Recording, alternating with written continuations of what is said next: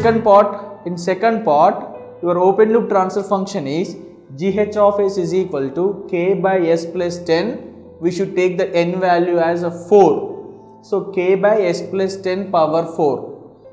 So now we will see how to solve it. So you just take that step 1. Step 1 directly we can write p is equal to 4, z is equal to 0, s is equal to minus 10, minus 10, minus 10, minus 10. Locate them in S plane at the same point s is equal to 10, 4 poles are there. Then next is root locus area. When you look at the root locus area, so entire real axis we don't have any root locus area except the point s is equal to 10. You can easily look at. So from plus infinity to minus 10, if you count number of poles and zeros right side the point in the section, so that is even number, no poles and zeros are there.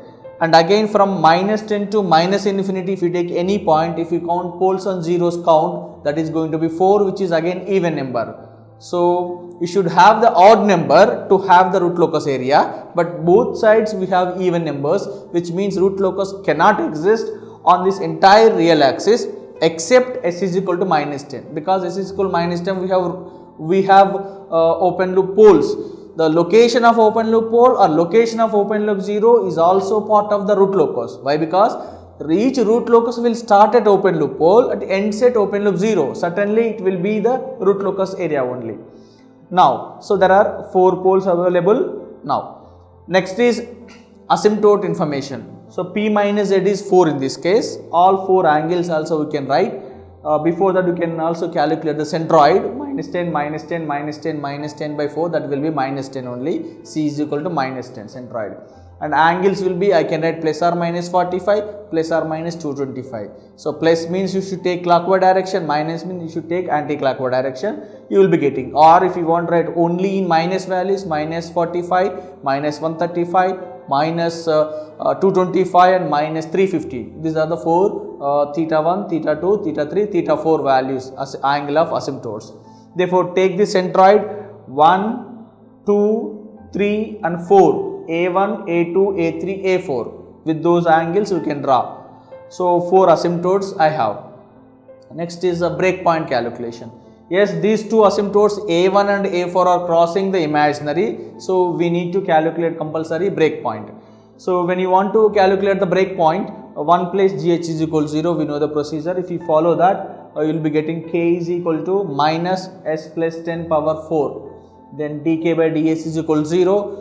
So if you do that, you will be getting it as s plus 10 whole square into s plus 10 whole square plus k is equal to 0. Then we will be having a root here, s is equal to, when you solve dk by ds is equal to 0, s is equal to minus 10, minus 10, minus 10. That means at minus 10 I have a breakpoint. Not only one breakpoint, it can be 2 breakpoints. There are more poles, multiple poles available at the same point. So that is, it's a breakpoint with a multiple breakpoints. Now step 4, breakpoint calculations.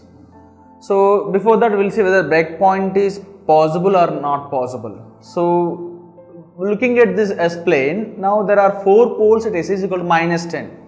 So on this real axis we don't have any root locus area. Therefore your root locus will be completely in the complex plane. So therefore this point s is equal to minus 10 itself is a breakpoint. So at that breakpoint only you will be having 4 root locus branches. We can also calculate them. We know the procedure to calculate. So 1 place gh is equal to 0. Therefore 1 place k by s plus 10 power 4 is equal to 0. You can write k as k is equal to minus s plus 10 power 4.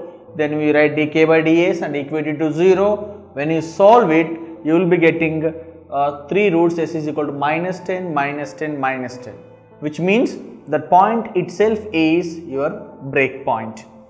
Next, imaginary crossover point. Again, by looking at the asymptotes, we can say there exists imaginary crossover point. Your A1 and A4 both are crossing the imaginary axis. Therefore, there will be imaginary crossover point. We know how to calculate it. Procedure is 1 plus gh is equal to 0. Characteristic equation, we write 1 plus k by s plus 10 power 4 is equal to 0. Then you will be getting s plus 10 power 4 plus k is 0. Then if you find s plus 10 power 4, we will be getting the equation as s power 4, 40s cube, 600s square plus 4000s plus 10,000 plus k is equal to 0. So now the characteristic equation is available. So from this, then we can form the Routh array. So in this case, s power 4, s cube, s square, s power 1, s power 0. Now what are the first two elements? You have 1, 40 and have 600, 4000 and 10,000 plus k, and of course the other one is 0. Now you know how to calculate s square terms. This is going to be 600 minus 4000 by 400, it is going to be 500. And what about the next element? Next element directly carry forward to this, that is 10,000 plus k. Then what about s power 1 term? So s power 1 term is going to be, so we have this 4000 minus 40 into 10,000 k divided by 500. The other is 0, and this 10,000 plus k is carry forward to s power 0 row. Now this Routh array, we have to look at the either s power 1 or s power 3 rows to make it all the elements 0. So we will take s power 1 row and this element is equal to 0. So when you make this element is 0, you will be getting the k value as 40,000. K value as 40,000. Now with this 40,000 k value, I can make s power 1 row 0. Then take the form the auxiliary equation with the help of the quotient of s square row. So what is s square row here? Then we can write it as we have 500, therefore 500 s square plus 10,000 plus k is equal to 0. K we got 40,000. So when you substitute 40,000 there, 500 s square plus 50,000 is equal to 0. Then you will be getting the s value as plus or minus j10.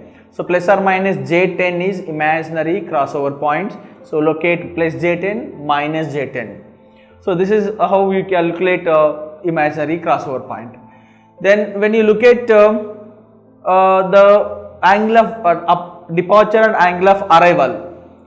So in this case, we don't have any complex poles, we don't have any complex zeros. Therefore, no angle of arrival, no angle of departure.